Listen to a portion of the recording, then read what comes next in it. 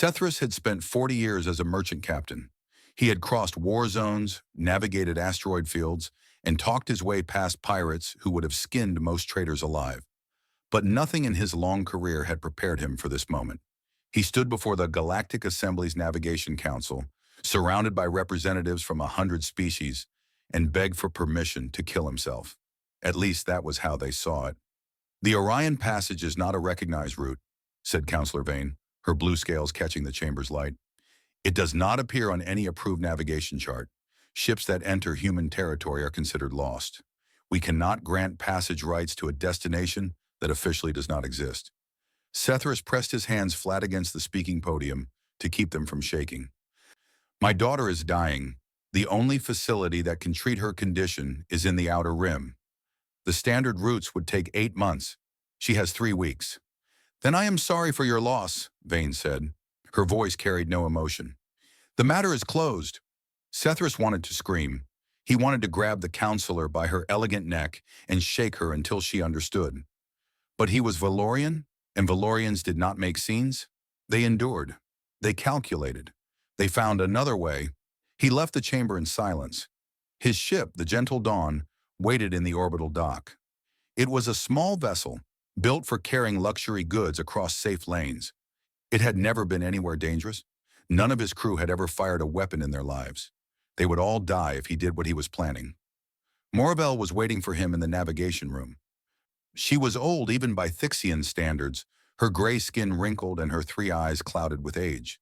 She had served as his navigator for 20 years, and she knew him better than anyone except his daughter. "They refused," she said. It was not a question. "They refused." Morabel nodded slowly. Her thin fingers danced across the navigation console, pulling up a chart that made Sethris's stomach turn. "The Orion Passage, a narrow strip of space controlled by humans. The only direct route between the galactic core and the Outer Rim. No one had crossed it in 300 years. "You are going anyway," Morabel said. "Yes." "Then I should tell you something." The old navigator turned to face him, and Sethris saw something in her clouded eyes that he had never seen before. Fear, yes, but also something else. Something that looked almost like hope. "I have crossed human space before." Sethris stared at her. "That is impossible. No one survives the crossing." "I survived. 60 years ago, when I was young and foolish and running from a war that had taken everything I loved. My convoy entered the Orion Passage because we had no other choice. We were certain we would die." She paused, her ancient face unreadable. "We did not die." "What happened?" Morabel shook her head. "I cannot tell you. Not because I do not trust you, but because you would not believe me. Some things must be seen to be understood." Sethris should have pressed her. He should have demanded answers before risking his ship and his crew on a journey that everyone in the galaxy knew was suicide. But his daughter was dying, and he had no time for caution. "Will you guide us through?" "I will try," Morabel said, "but the humans are not what you think they are, what no one thinks they are." 3 days later, the Gentle Dawn entered the Orion Passage. Sethris had gathered his crew before the jump. He had explained the situation, the risks, and the near certainty of death. He had offered to drop anyone who wanted to leave at the last station before the border. No one left. "Your daughter made my son's wedding cake," said Hren, his chief engineer. "She refused payment, said family does not charge family. We are going." Sethris had never loved his crew more than in that moment. The first hour of the crossing was quiet. The Orion Passage was beautiful in its way. Vast nebulae painted the void in shades of purple and gold. Stars clustered thick and bright. Ancient suns that had burned since before any of their species had learned to walk upright. Then the sensors began to scream. "Contacts," Morabel said, her voice steady despite what the screen was showing. "Dozens of them, human vessels. They are converging on our position." Sethris watched the tactical display with growing horror. The ships were fast, faster than anything he had ever seen. They moved in perfect formation, cutting off every possible escape route with the casual precision of predators who had done this 1,000 times before. "Should I charge weapons?" Hren asked. "Our weapons would not scratch their paint," Sethris said. "No, we wait. We see what they want." He expected missiles. He expected demands for surrender. He expected the flash of plasma cannons tearing his ship apart. He did not expect the voice. It came through the communication system, warm and clear and speaking perfect Valorian. Valorian vessel, we have been expecting you. Your daughter's condition has worsened. The infection has spread to her secondary heart. Standard treatment will no longer be sufficient. Sethris felt the blood drain from his face. How do you know about my daughter? We monitor all communications near our borders. We knew about Lyria before you petitioned the Assembly. We have been tracking her condition since you began your journey. A pause, and when the voice continued, it carried something that sounded almost like compassion. The medical facility in the Outer Rim cannot help her anymore. But we can. Our doctors are better. Our equipment is more advanced. We can save her, Captain Sethris, but only if you trust us. Why should I trust you? Your people destroyed the Keth fleet. 400 warships gone without a trace. Everyone knows what humans do to ships that enter their space. A long silence. Then, everyone knows a story. Stories are not always true. Will you accept our help, Captain? Will you let us escort you to our medical station? Your daughter does not have time for you to debate. Sethris looked at Moravel. The old navigator nodded slowly. We accept, Sethris said. The human ships did not surround them like predators. They fell into formation like an honor guard, flanking the gentle dawn on all sides, their weapons cold and silent. A larger vessel moved to the front of the formation, and Sethris read the name painted on its hull in flowing script. Mercy's Hand. Follow us, the voice said. We will take you somewhere safe. You have questions, I know. We will answer all of them. But first, let us help your daughter. Sethris wanted to argue. He wanted to demand explanations, guarantees, proof that this was not some elaborate trap. But the voice was right. Lyria did not have time. Lead the way, he said. The human fleet moved, and the gentle dawn moved with them, diving deeper into the territory that the galaxy had learned to fear. The nebulae swirled around them like the breath of sleeping gods. The stars burned cold and bright. And somewhere ahead, in the heart of the space that no one dared cross, Sethris's daughter was waiting. He did not know what he would find there. He did not know if the humans were saviors or monsters, if their mercy was real or just another weapon. But he knew one thing with perfect certainty. He would cross any border, face any enemy, believe any impossible thing, if it meant saving his child. The gentle dawn flew on into the unknown. Moravel sat beside him in silence, watching the human ships with her ancient, clouded eyes. Whatever she had seen 60 years ago, whatever truth she carried in her heart, she was not ready to share it. But Sethris could see it in her face. The fear was fading. Something else was taking its place. It looked almost like wonder. They have not changed, she whispered so softly that Sethris barely heard her. After all these years, they have not changed at all. What do you mean? The old navigator smiled, a strange and painful expression that Sethris had never seen on her face before. You will understand soon, she said, when you see what they have built in the darkness, when you understand why they hide. When you learn what the galaxy is too afraid to believe. She turned back to her console, her thin fingers moving across the controls. The humans are not monsters, Captain. They never were. And that is exactly why everyone is so afraid of them. The Mercy's Hand led them deeper into human space, and the stars burned on in their ancient silence, keeping secrets that the galaxy had chosen to forget. The inside of the Mercy's Hand was nothing like Sethris had expected.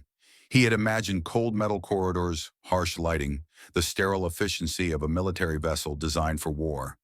Instead, he found himself walking through spaces that felt almost like home. The walls were painted in soft colors.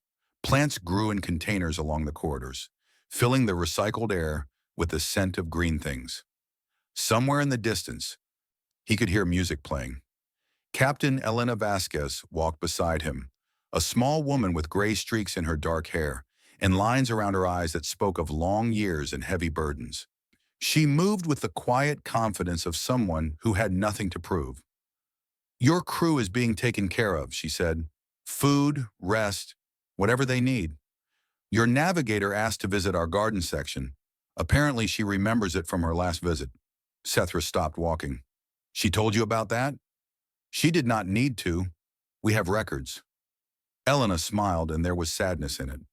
We remember everyone who passes through our space, every ship, every passenger, every refugee we have ever helped. Moravel came through 60 years ago with a convoy of survivors from the Thixian Civil War. She was young then, frightened. She had lost her entire family. You helped them? We guided them through safe corridors to the Outer Rim, gave them supplies, medical care, coordinates for sanctuary worlds. We asked for nothing in return. Elena started walking again, and Sethris followed. That is what we do, Captain. That is all we have ever done. Then why does the galaxy think you are monsters? Elena did not answer immediately.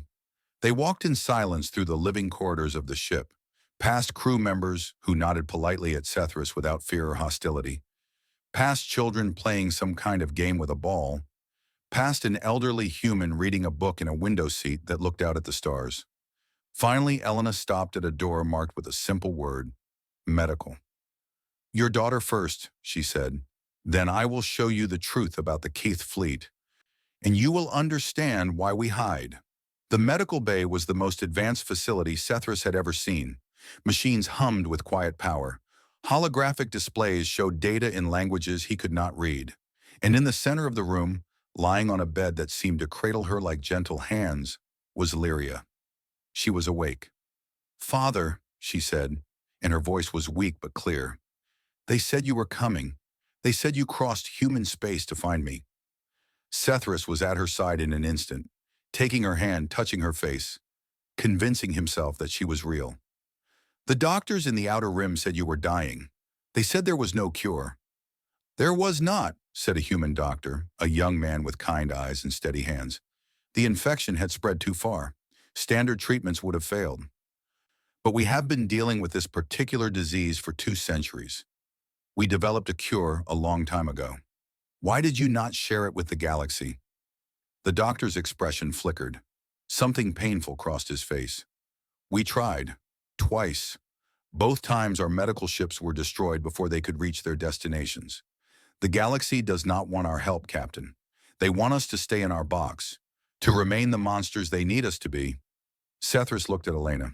Show me. Show me what happened to the Keth fleet. Elena nodded. Lyria needs rest. We will return when she is stronger.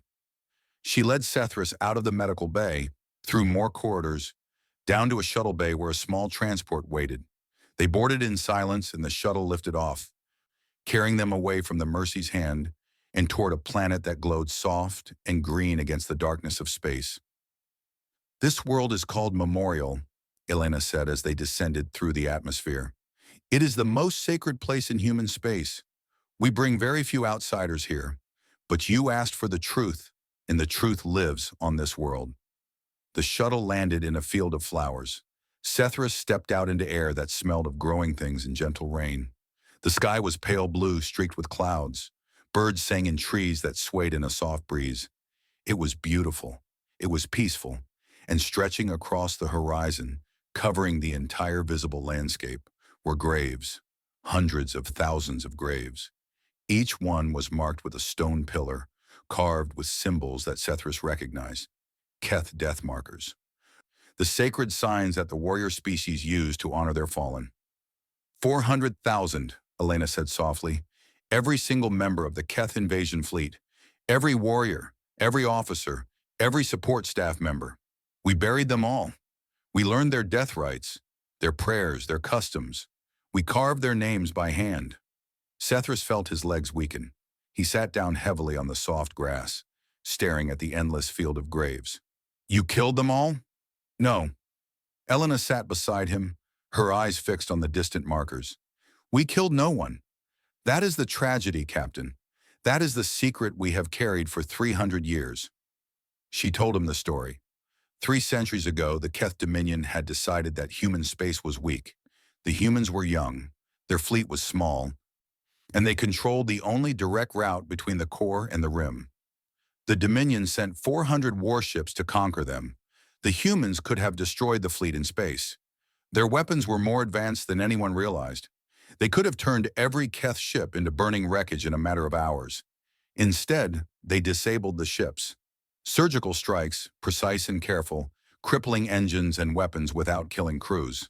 They boarded every vessel, they captured every warrior, and they brought them all here, to this world as prisoners. But the Keth were a proud species. Their entire culture was built on the glory of battle, the honor of death in combat. To be defeated without dying, to be captured instead of killed, was the greatest shame imaginable. They refused to eat. They refused medical treatment. They refused to speak, to cooperate, to acknowledge that the humans had shown them mercy instead of destruction. They died by the thousands, starving themselves, denying medicine for treatable wounds, choosing death over the shame of survival. "We begged them," Elena said, and her voice cracked with old grief. "We brought their families. We offered to send them home. We promised to tell no one, to let them claim they had won a great victory, anything to make them eat, to make them live. They refused. Every single one of them refused." The last survivor died 2 years after the battle, a young warrior, barely an adult. He held out the longest because he wanted to see if we would break our word, if we would torture him or execute him, or give him the honorable death he craved. We never did. We treated him with kindness until the end. And when he finally died, he told me something. She paused, her eyes distant with memory. He said, "You are the cruelest species I have ever known. You have taken everything from us, our honor, our glory, our death. You have left us with nothing but your mercy, and we cannot bear it." Sethris sat in silence among the graves. The wind moved through the grass. The birds sang on. "The Keth Dominion knows the truth," Elena continued. "Their government received our full records decades after the battle. Every piece of evidence, every recording, every document. But they have never shared it with their people. They would rather the galaxy believe we are genocidal monsters than admit that their great fleet died refusing human kindness. Why do you not tell everyone? Why do you not broadcast the truth? We have tried. No one believes us. The story of human evil is too useful. It gives the assembly an enemy to fear, a reason to unite, a justification for their own cruelties." Elena stood, brushing grass from her clothes. "And honestly, Captain, we have grown tired of trying. We do our work in silence now. We save who we can. We ask for nothing, and we carry our grief alone." Sethris looked at the graves. 400,000 stones, each one carved with care, each one maintained for 3 centuries. The humans had not built a monument to victory here. They had built a shrine to sorrow. "You did not hide a weapon," he said slowly. "You hid a heartbreak." Elena offered him her hand and helped him to his feet. "Come," she said. "There is more to see. The Keth were not the last to test us, and the refugees were not the last we saved. Human space is full of secrets, Captain. Most of them are made of mercy." She led him back to the shuttle, and they rose again into the sky, leaving the field of graves behind. But Sethris knew he would never forget what he had seen there.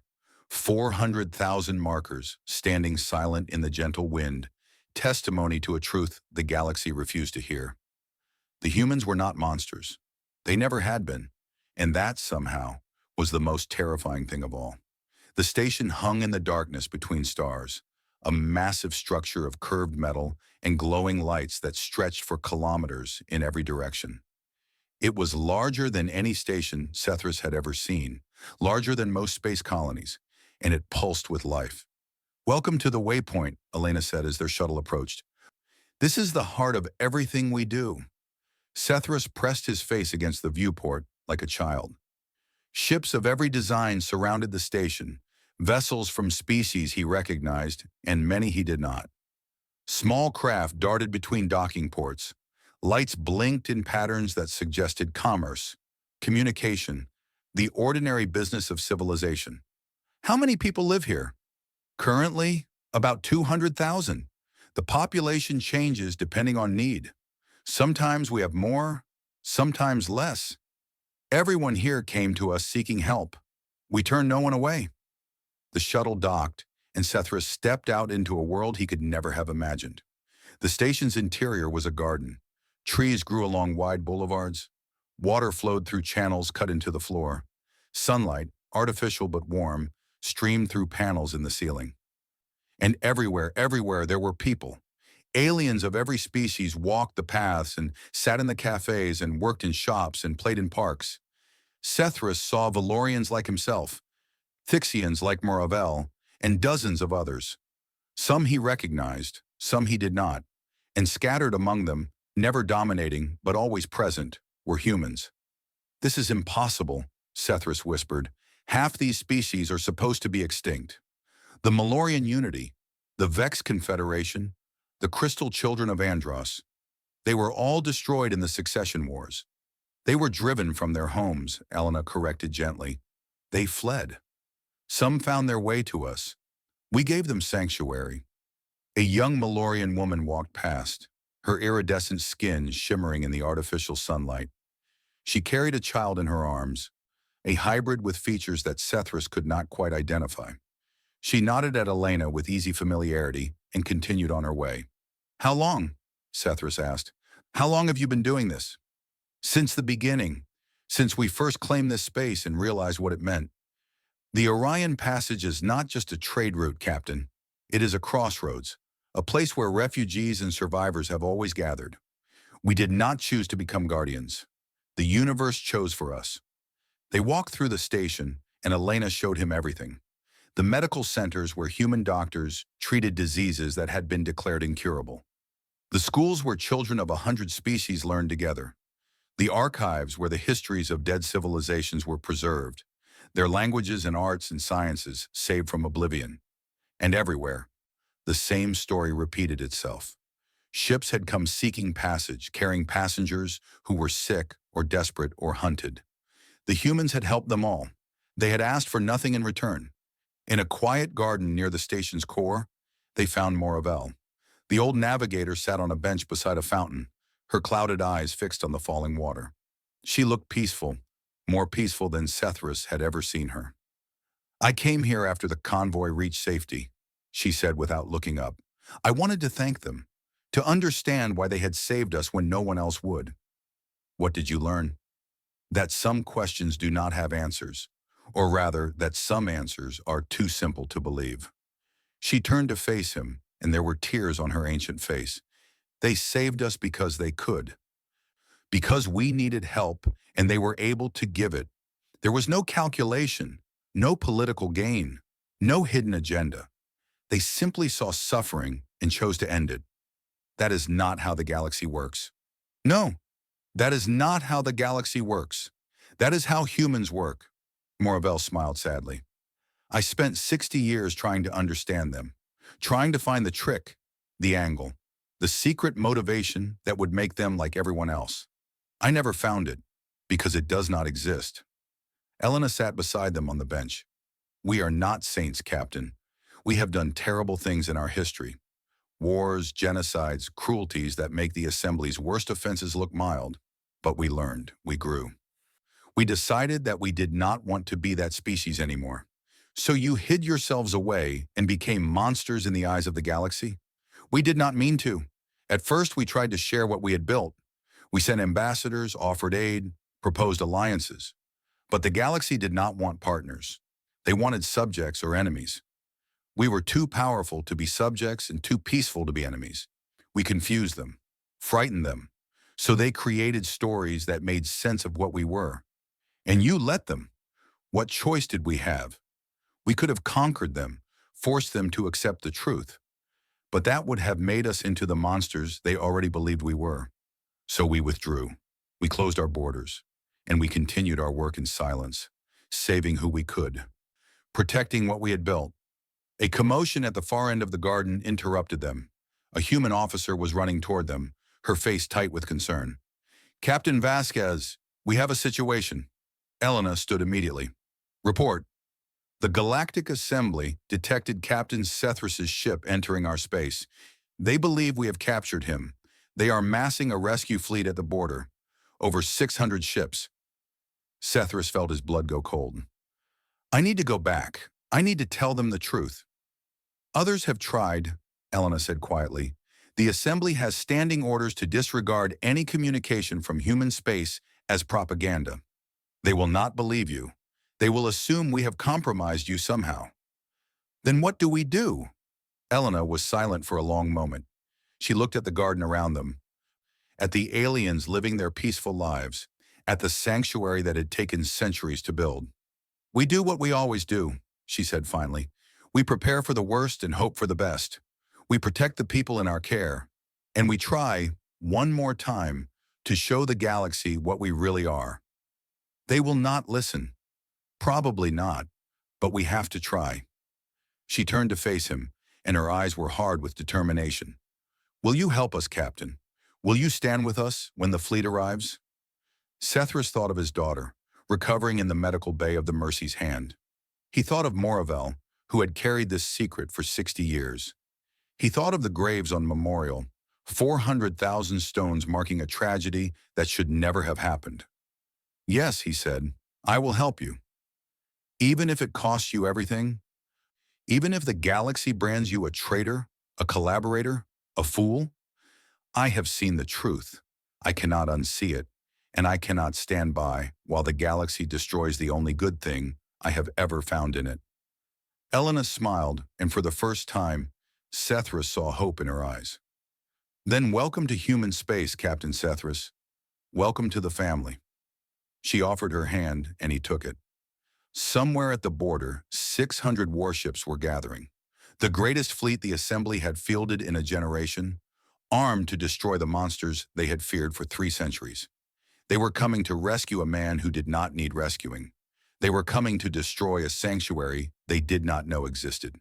And the humans would meet them as they always had, with open hands and patient hearts and the hope, the foolish and desperate hope, that this time might be different. Moravel watched them go, her ancient eyes filled with tears. "They have not changed," she whispered to herself. "After all these years, after all the pain the galaxy has caused them, they have not changed at all." The fountain splashed softly in the artificial sunlight. The station hummed with quiet life. And at the border of human space, the storm was gathering. The human fleet gathered at the border like a wall of silent stars. From the bridge of the Mercy's hand, Sethris counted the ships. 300 vessels of various sizes, from small patrol craft to massive carriers that dwarfed anything in the Assembly fleet. They moved into position with perfect coordination, forming a defensive line that stretched across the only approach to human space. "Is this all of them?" he asked. Elena shook her head. "About a third. The rest are protecting the waypoint and our other settlements. We will not leave our people defenseless, no matter what happens here." On the other side of the border, 600 assembly ships waited. They had arrived over the past 3 days, jumping in from staging points across the galaxy. The fleet was a patchwork of different species and different designs, united only by their fear of what lay beyond the invisible line in space. And at the heart of the formation, flying the largest and most heavily armed warships, were the Keth.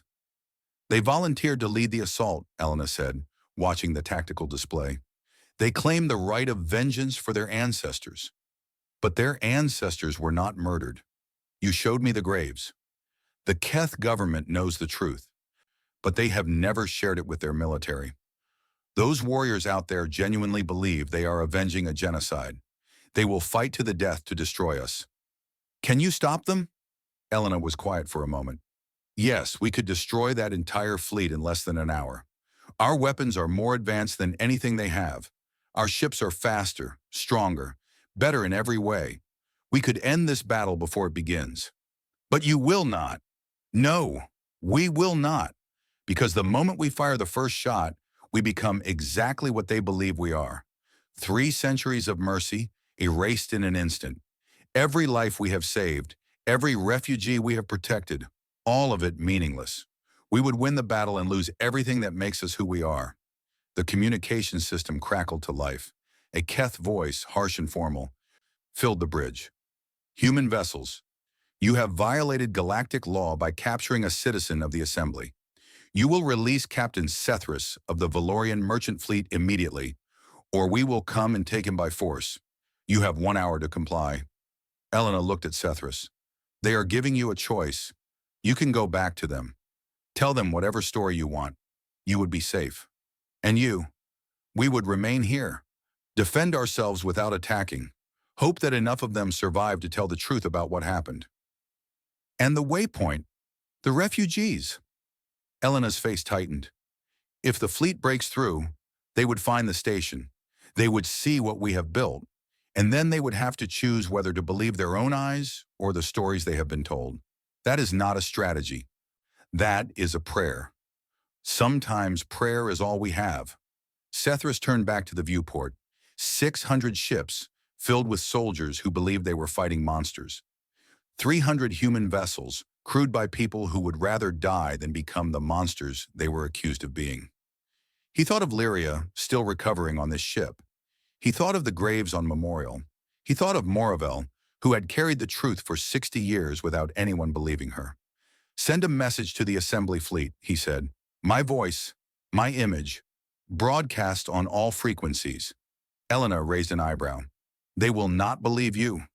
"Then let them not believe me, but let them hear me.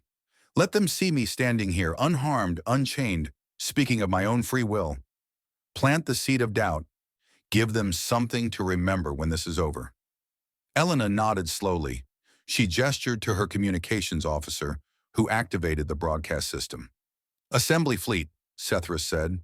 "This is Captain Sethris of the Gentle Dawn. I am not a prisoner. I have not been harmed.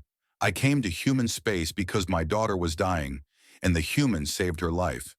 They asked for nothing in return." He paused, gathering his thoughts. "I have seen the truth about this place. I have walked among refugees who the galaxy abandoned. I have seen the graves of the Keth fleet, every warrior buried with full honors, every name carved by human hands. The humans did not kill your ancestors. Your ancestors killed themselves rather than accept human mercy.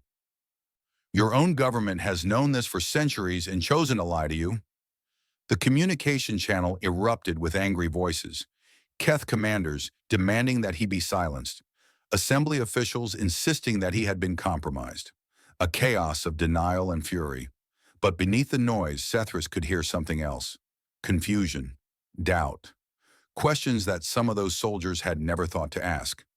"The transmission is being received by every ship in the fleet," the communications officer reported, "also broadcasting to 23 news networks across the galaxy.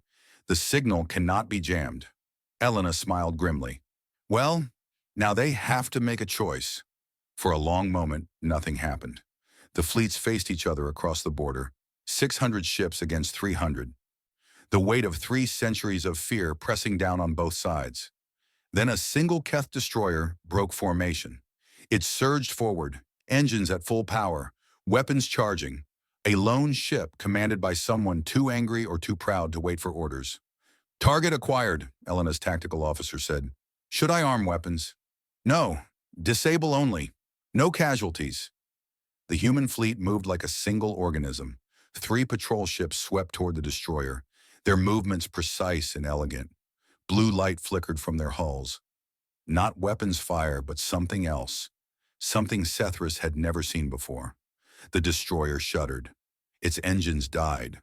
Its weapons went dark.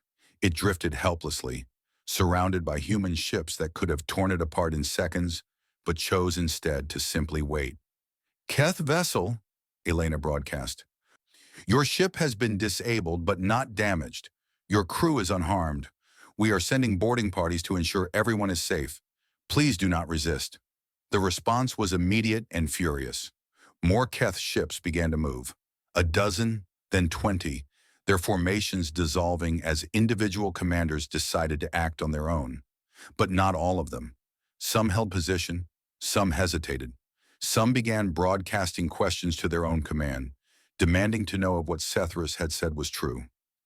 "The alliance is fracturing," Elena observed. "The Keth are too angry to think clearly, but the other species are not sure what to believe anymore. It is not enough. They will still attack. Probably, but every ship that hesitates is a victory. Every soldier who questions is a seed planted." She turned to face him fully. "Thank you, Captain. Whatever happens next, you have given us something we have not had in a very long time." "What is that?" "Witnesses." The boarding parties reached the disabled destroyer. Sethris watched on the tactical display as human soldiers entered the crippled ship, moving through corridors filled with Keth warriors who had expected death and found instead medical teams offering treatment for minor injuries. "We have secured the vessel," the boarding party leader reported. No casualties on either side. The commander is requesting to speak with Captain Vasquez personally. Elena nodded. Bring him here. Let him see what he is fighting against. 20 minutes later, the Keth commander stood on the bridge of the Mercy's hand, his massive frame rigid with tension, his eyes scanning every corner for threats that were not there. Where are the weapons, he demanded. Where are the torture chambers? Where are the processing facilities where you strip prisoners for parts? There are no such things, Elena said calmly. There never were. Would you like to see our medical bay? Our garden section? Our children's school? Lies, all of it lies. Then verify them yourself. Walk our corridors freely. Speak to anyone you wish.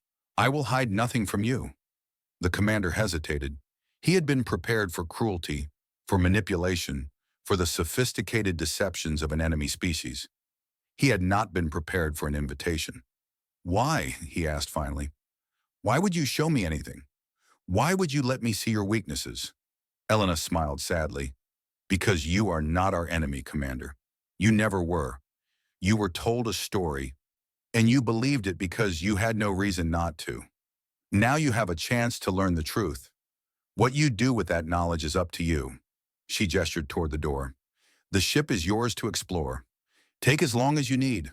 When you are ready, I will show you something that your government has hidden from your people for 3 centuries, and then I will give you a choice that your ancestors were never given. The commander stared at her for a long moment. Then he followed her out of the bridge, into the heart of the ship, toward a truth that would change everything he believed. Outside, the fleet still faced each other. 600 ships against 300. Fear against hope. Lies against truth. The battle had not yet begun, but something else had. The Keth commander's name was Torvax, and he had been a warrior since before he could walk. His people raised their children in the traditions of battle. They taught them that death in combat was the highest honor, that mercy was weakness, that the universe respected only strength. Torvax had killed his first enemy at 15. He had risen through the ranks on a tide of blood and glory. He had never questioned anything he was told about the humans. Now he stood in the field of graves on Memorial, surrounded by 400,000 markers, and his entire world was crumbling. This is impossible, he whispered. Our fleet was destroyed, annihilated. Everyone knows this. Your fleet destroyed itself, Elena said softly. We captured them. We offered them food, medical care, safe passage home. They refused everything. They chose to die rather than accept our help. She handed him a data tablet. Records, thousands of them. Video footage of human doctors begging Keth warriors to eat. Audio recordings of negotiations that went nowhere. Reports from the final survivors, describing their shame and their determination to die on their own terms. And at the bottom, a message from the Keth High Command, sent 50 years after the battle, acknowledging receipt of the evidence, acknowledging the truth, and ordering all records sealed forever. Your government knew, Torvax said. His voice was hollow. They knew, and they said nothing. They chose the story that served them best. A glorious defeat is easier to explain than a shameful suicide. An enemy of monsters is easier to rally against than a neighbor who offered peace. Torvax walked among the graves. He found the marker he had been looking for, a tall stone carved with the name of his family's greatest hero. His great-grandfather, commander of the lead assault ship, the warrior whose death had inspired generations of Keth to hate the humans. The records showed that the great hero had been the last to die. He had held out for 2 years, watching his crew starve around him, refusing every offer of help. In the end, he had weighed less than a child. The humans had wept when they buried him. Why did you bring me here? Torvax asked. Because you deserve to know the truth. Because your ancestors deserve better than to be used as propaganda. And because you now have a choice that they never had. What choice? Elena looked at him with steady eyes. You can go back to the fleet. Tell them what you have seen. Show them the evidence. It will cost you everything. Your rank, your honor, maybe your life. The Keth do not forgive those who speak against the stories they have chosen to believe. Or you can say nothing. Return to your ship. Claim we tortured you. Play the part they expect. Go home a hero. Live out your days believing a comfortable lie. Torvax stood in silence for a long time. The wind moved through the field of graves. Somewhere a bird was singing. "There is no choice," he said finally. "Not really. I am a warrior. I have always believed that truth is the foundation of honor. If our honor is built on lies, then we have no honor at all." He straightened his spine. He lifted his head. "Take me back to the fleet. I will tell them everything." The broadcast went out on every frequency. Torvax stood on the bridge of the Mercy's Hand, surrounded by humans who had every reason to hate him, and he told his people the truth. He showed them the records. He showed them the graves. He spoke of his great-grandfather's choice and the choices of 400,000 others, and the 3 centuries of lies that had followed. The response was immediate and violent. Half the Keth fleet called him a traitor. They demanded his execution. They broke formation and surged toward human space, weapons hot, ready to avenge their honor against the monsters who had corrupted one of their own. But the other half hesitated. They were warriors too. They had grown up on the same stories, believed the same lies. But Torvax had served beside many of them. They knew him. They trusted him. And the evidence he presented was impossible to dismiss. The assembly fleet began to fracture.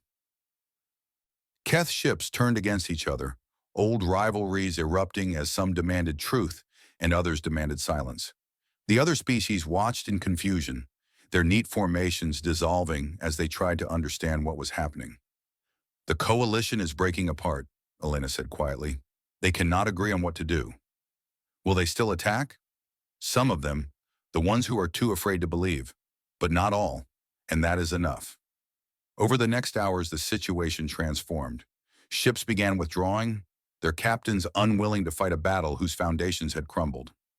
News networks across the galaxy broadcast Torvax's message, sparking debates that would rage for years. The Keth government issued frantic denials that only made them look more guilty. By the end of the day, the invasion force had shrunk from 600 ships to less than 100. A few Keth hardliners, refusing to accept the evidence, still demanded blood. But they were alone now, abandoned by allies who no longer believed the old stories. "It is over," Sethris said, watching the tactical display. "They are leaving. For now." Elena's voice was tired but calm. "This is not the end. The galaxy will not change overnight. There will be more fleets, more accusations, more lies. But something has shifted. The truth is out there now. People have heard it. Some of them will remember." "What will happen to Torvax?" "We offered him sanctuary. He refused. He said he needs to go home, to face whatever judgment awaits him. He believes his people deserve a chance to change, and he cannot give them that chance from exile. They will kill him. Maybe. Or maybe he will find others who are ready to hear the truth. Change always starts with someone willing to pay the price." A year passed. The galaxy did not transform overnight. The lies were too old, the fears too deep. But cracks appeared in the walls that had stood for centuries. Ships began requesting permission to cross human space. Not many at first, just a few brave captains willing to test the stories they had been told. The humans welcomed them all. They provided escorts, supplies, medical aid. They asked for nothing in return. Word spread. More ships came. Trade routes reopened. The Orion Passage, feared for 300 years, slowly became what it had always been meant to be: a crossroads, a meeting place, a bridge between worlds. Sethris stayed at the waypoint. His daughter recovered fully and joined him, working in the medical centers alongside human doctors. They helped refugees from a dozen species, people who had lost everything and found hope in a place the galaxy had taught them to fear. Torvax survived. Against all expectations, he was not executed. His message had planted seeds in too many minds. Instead, he was exiled, stripped of rank and honor, forbidden from ever returning to Keth space. He came to the waypoint and offered his services as a guard. The humans accepted him without hesitation. Elena continued her work, leading the Mercy's Hand through space that was no longer quite so forbidden. She grew older, her hair turning fully gray, her face lined with new wrinkles. But her eyes remained steady, her hope unbroken. One day, a year after the standoff, she returned to Memorial. Sethris came with her, walking through the field of graves to the monument at its center. New markers had been added. Not soldiers this time, but refugees who had lived out their lives in human sanctuary and asked to be buried here. Thixians and Malorians and members of species the galaxy had forgotten. Their stones stood beside the Keth markers, a testament to the truth that the universe could change. They wanted to be part of this place, Elena said softly. They said that memorial is not just for the dead, it is for everyone who was failed by the old stories, everyone who deserved better than fear and lies. Sethris looked at the graves, old and new, stretching toward the horizon. What happens now? We continue. We help who we can. We tell the truth to anyone willing to listen, and we hope that someday the galaxy will be ready to see us as we really are. And if they never are, Elena smiled and there was peace in her eyes despite all the years of burden. Then we keep trying anyway. That is what it means to be human. We hope even when hope seems foolish. We trust even when trust seems naive. We show mercy even when mercy is thrown back in our faces. She knelt beside a grave marker, a Keth warrior who had died 3 centuries ago, and placed a small flower against the stone. We were never a threat, she said softly. We never wanted to be feared. We only wanted to help. And no matter how many times the galaxy pushes us away, we will keep reaching out, because that is who we choose to be. The wind moved through the field of graves. The flower trembled against the ancient stone, and somewhere in the vastness of space, another ship was approaching human territory, its captain nervous but hopeful, ready to discover the truth that the galaxy had feared for so long. The humans were waiting. They always were. And for the first time in 300 years, they would not be met with fear. They would be met with wonder.